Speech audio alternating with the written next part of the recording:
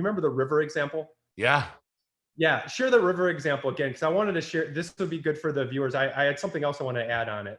Yeah. So when I was young, and I was going to rent a house, and I had a baby, another one on the way, a wife, and I had just moved to Denver, not knowing a soul other than my in-laws. And by the way, they never became a client of mine.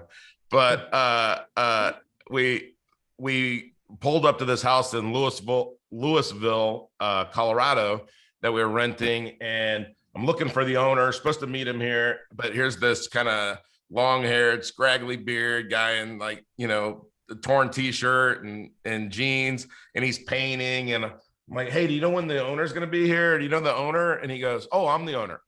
And so he came down and started telling me about all these real estate holdings that he had and all these rental properties, and he was just like a typical Boulder County chill guy, man. He had no worries. I promise you, he did not have high blood pressure, right? And I said, oh, this is a good guy. I got to know, like, what's this guy's secret? What is the deal here?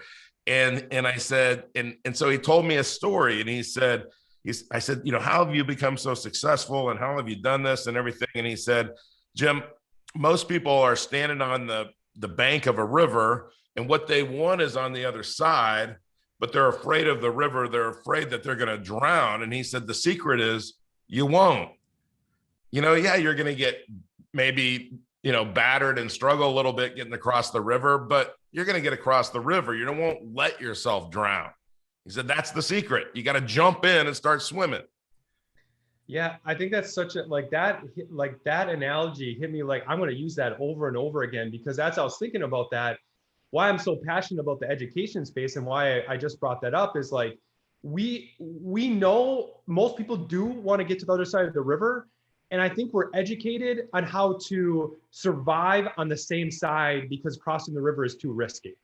Yeah. It's really risky because we choose not to understand it. So now, we teach people how to get a job and live on this side. We teach, you know what I mean? We teach people to go to college and live on this side. Like, when that might not be, now that might serve some people, but instead of being like, well, it's just way too risky, so let's teach everybody how to live on this side of the river, we don't. And what I want to tell the listeners is, like, what you first need to do to get across the other side of the river, what I did is I learned to swim. Nobody knows how to swim. So you got to learn how to swim. And in my opinion, that analogy is, you read books.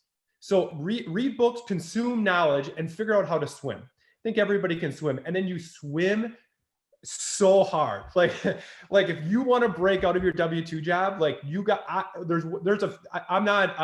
said this a few times, I'm not the smartest person, but I'll tell you one thing, nobody will outwork me. You can work as hard as me, but you won't outwork me.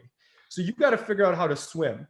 And then once you start educating yourself, and now you figure out how to swim, and you're swimming to the other side of the river, right? You're getting a taste of the other side of the river. Then what I did is I educated myself, and I decided to buy a canoe. So you buy a canoe because you can get to the other side of the river faster than swimming. And it's worth the money, because if you can get there faster, that time that you saved, you can now invest. And then eventually you start learning that, and saving up and investing enough money, that you buy a boat with a motor, because the motor will allow you to get to the other side even faster.